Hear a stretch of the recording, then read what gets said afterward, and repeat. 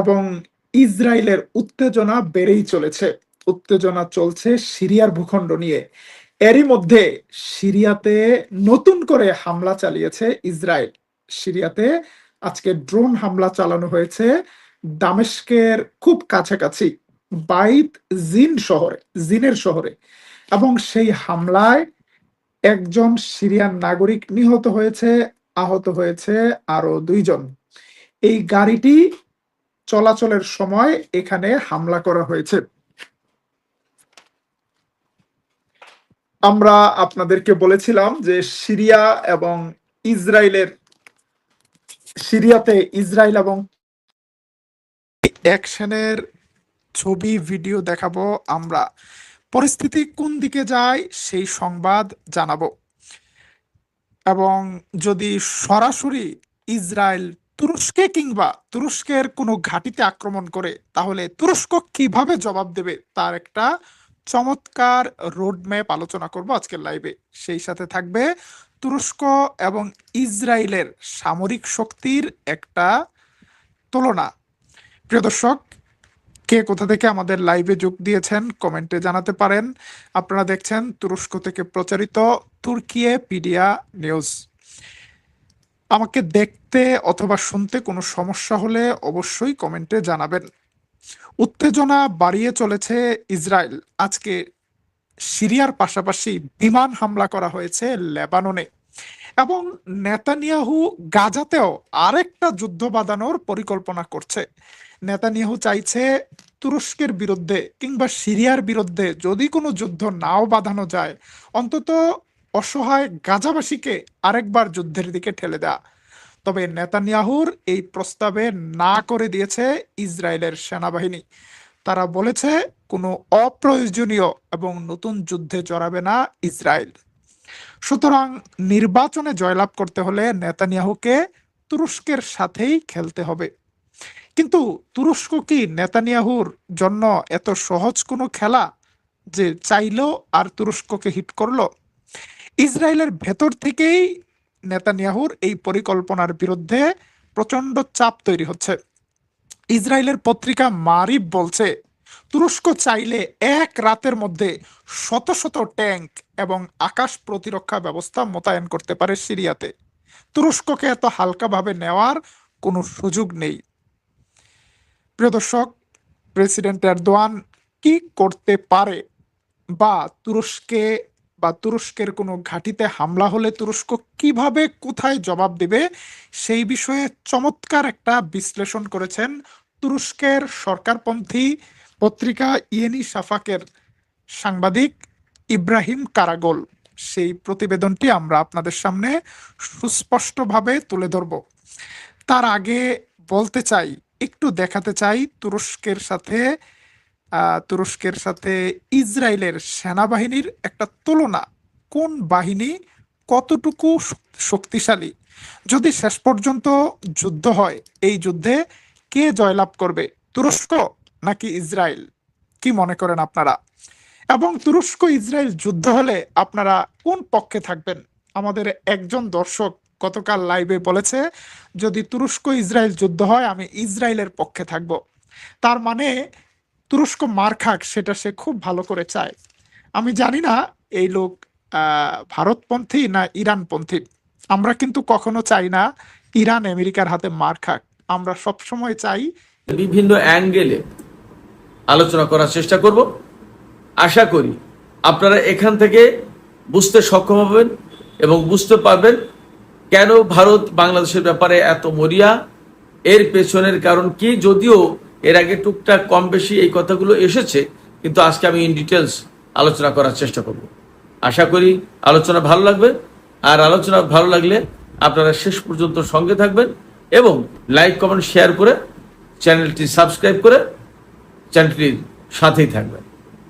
দর্শক, চলুন আমরা আলোচনা করি। একদম সহজ করে বলি, বাংলাদেশের প্রধানমন্ত্রী তারেক রহমানকে ভারত সফর করানোর ব্যাপারে ভারতের বর্তমান সরকারের কর্মকর্তারা যেমন উঠে পড়ে লেগেছে, তেমনি সাবেক কর্মকর্তাদের ভেতরেও সাবেক আমলা, সাবেক কূটনীতিক বা প্রবীণ পর্যায়ের সাংবাদিক, তাদের সবাই একেবারে উঠে পড়ে লেগেছে। এইরকম উঠে পড়ে লাগার পেছনে সবচেয়ে বেশি গত 2-3 দিন ধরে যার নাম উচ্চারণ হচ্ছে তিনি হচ্ছেন বিনাশ সিকরি। এই বিনাশ সিকরি বাংলাদেশে একসময় হাই কমিশনার হিসেবে ছিলেন এবং আপনাদের অনেকেরই খেয়াল থাকার কথা, বাংলাদেশে যখন 111-এর সরকার এসেছিল, মঈনুদ্দিন ফখরুদ্দিনের সরকার ছিল, তখন প্রতিদিন গাড়ি দাবড়িয়ে যে সমস্ত কূটনীতিক বাংলাদেশের রাজনীতিকে জাহান্নামের পথে নিয়ে গিয়েছিলেন, এই বিনাশ সিকরি তাদের একজন। সেই বিনাশ সিকরি কি বলেছে জানেন? সেই বিনাশ সিকরি বলেছেন যে আমরা তারেক রহমানকে এত বুঝিয়ে, এত শুনিয়ে, এত পথে আনার চেষ্টা করছি, কিন্তু তিনি তার মায়ের মতো বোকার মতো আচরণ করছেন। আমরা তাকে যোগ্য করে গড়ে তোলার চেষ্টা করছি। What kind of nonsense! বিনাশ সিকরি ভারত সরকার বাংলাদেশের প্রধানমন্ত্রীকে যোগ্য করে গড়ে তোলার কে? এ কেমন কথা? এ কেমন কূটনীতি? এ কেমন কূটনৈতিক শিষ্টাচার?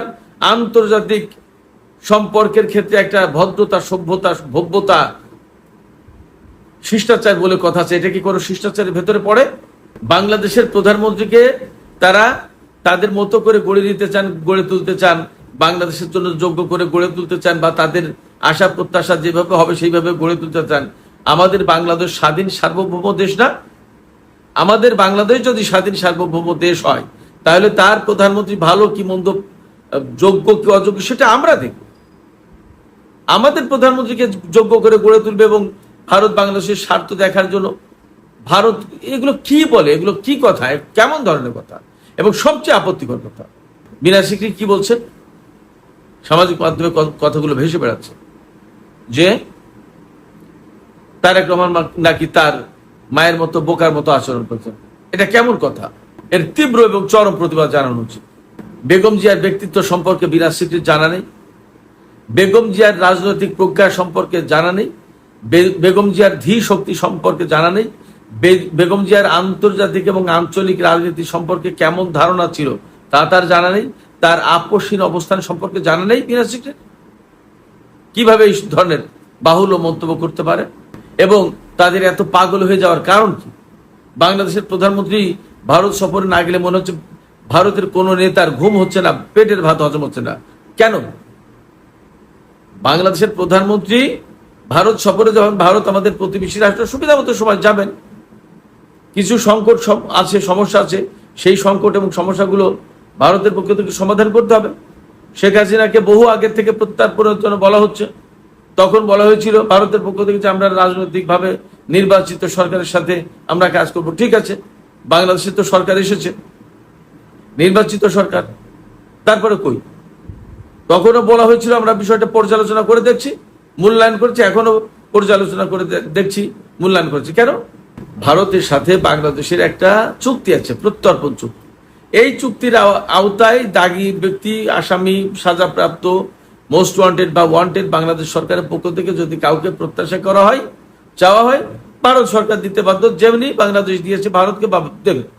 সেই জায়গায় ভারত যদি একটা ব্যক্তির জন্য একটা জায়গায় আটকে থাকে, তাহলে ভারতের সাথে বাংলাদেশের সম্পর্ক স্বাভাবিক হয় কি করে?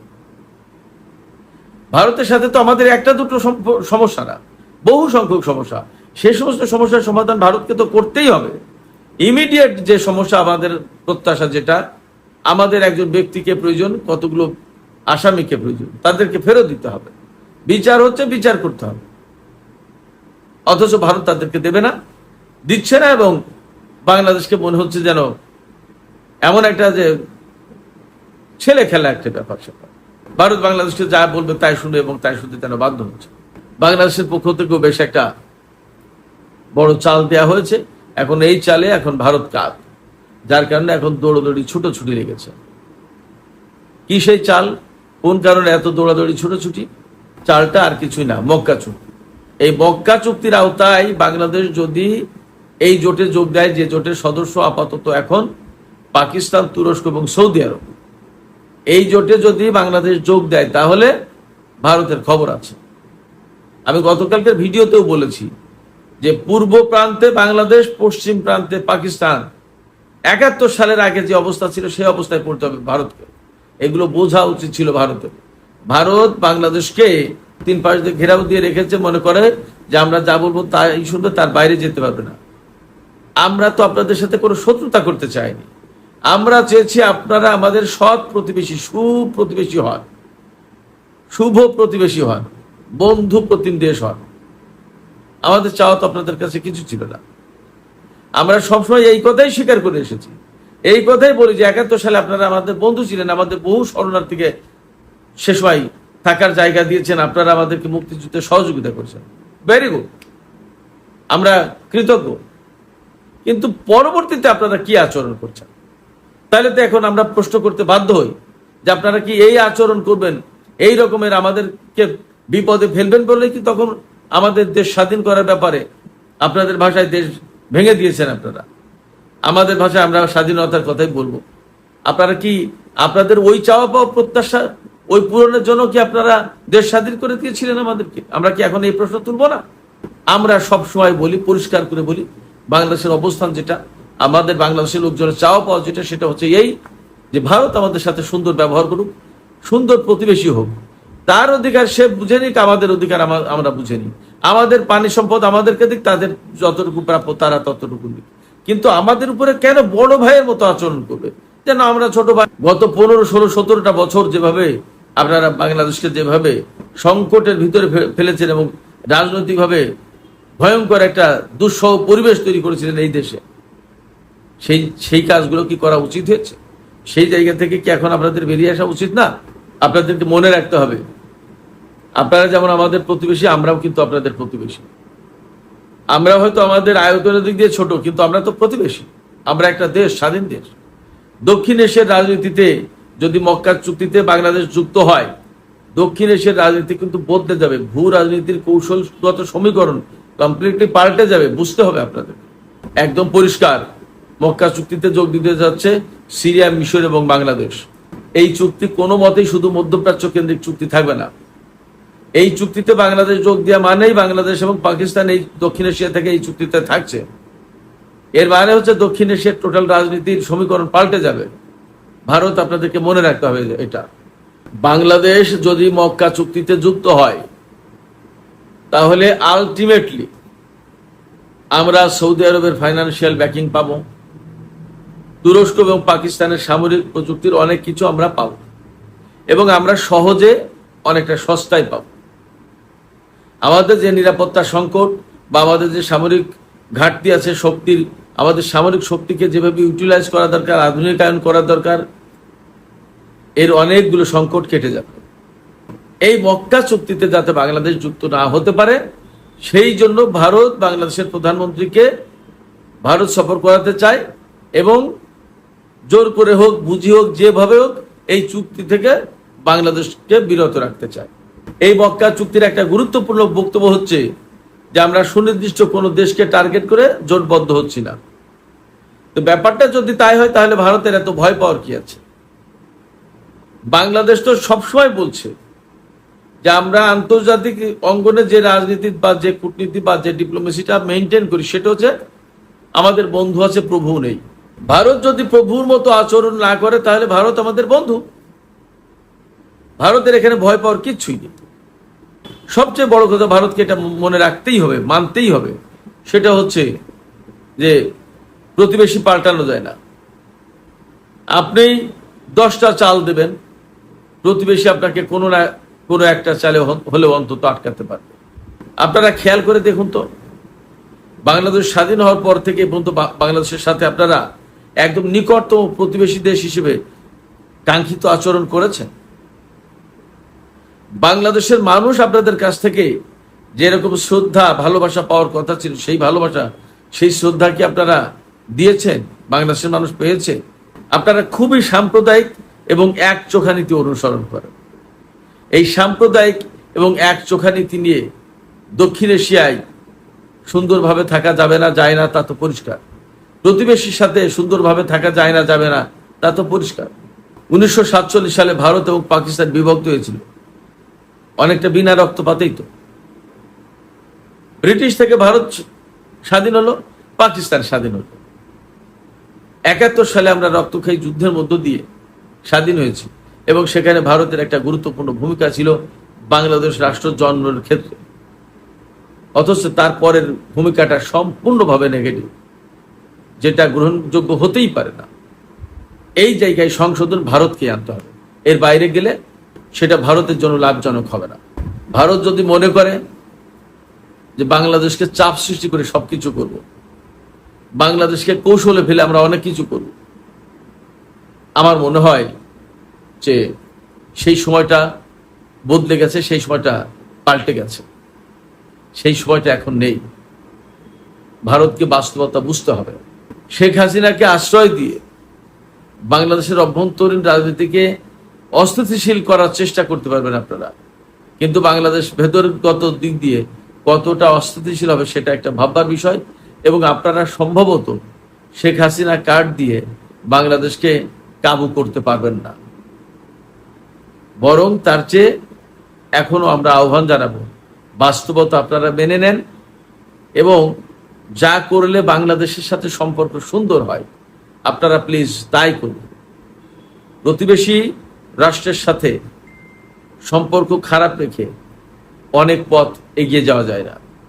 আমি নিশ্চিতভাবে বিশ্বাস করি পাকিস্তান এবং বাংলাদেশের সাথে যদি ভারতের সম্পর্ক ভালো থাকতো তাহলে এই ভারত রাষ্ট্রটাই আরো অনেক বেশি এগিয়ে যেতে পারত। একইভাবে পাকিস্তান এবং বাংলাদেশও অর্থনৈতিকভাবে অনেক এগিয়ে যেতে পারত। যখনই অর্থনৈতিকভাবে এই অঞ্চলের দেশগুলো স্বাবলম্বী হবে, স্ট্রং হবে, তখন এই অঞ্চলের দেশগুলোর মানুষ সুখে শান্তিতে থাকতে পারবে। রাজনৈতিক, অর্থনৈতিক থেকে শুরু করে সব ধরনের স্থিতিশীলতা বেশি আসবে। কিন্তু ভারত সেটা বোঝার চেষ্টাই করেনি। আমি মনে করি কূটনীতিতে শেষ কথা বলে কিছু নেই, এখনো সময় আছে। এখনো বাংলাদেশ, পাকিস্তান সবার সাথে সুন্দর সম্পর্ক তৈরি করার সুযোগ আমার মনে হয় আছে। ভারত সেই প্রচেষ্টা চালাতে পারে এবং সেটা গ্রহণ করা ভারতের উচিত। সুপ্রিয় দর্শক, আজকের আলোচনা এখানে শেষ করতে চাইছি। আলোচনা শেষের আগে আপনাদের কাছে মতামত জানতে চাই, আপনারা কি ভাবছেন? মক্কা চুক্তি নিয়ে ভারত অনেক বেশি মরিয়া হয়ে উঠেছে। মক্কা চুক্তিকে তারা খুব হুমকি, ঝুঁকি মনে করছে, থ্রেট ফিল করছে। এই জন্যই পূর্ব প্রান্তে বাংলাদেশ, পশ্চিম প্রান্তে পাকিস্তান, এই দুটো দেশ একই চুক্তির আওতায় আসুক, মক্কা জোটের সদস্য হোক, এটা ভারত চাইছে না। এই কারণেই সবচেয়ে বেশি বাংলাদেশের প্রধানমন্ত্রীকে দিল্লি সফরের জন্য ভারত মরিয়া হয়ে উঠেছে। আপনারা কি ব্যাপারটা সেরকম ভাবেই দেখেন নাকি আরো অন্য কিছু দেখেন? আপনাদের মতামত জানাতে পারেন কমেন্টে। আর ভিডিও ভালো লাগলে লাইক, কমেন্ট, শেয়ার করবেন।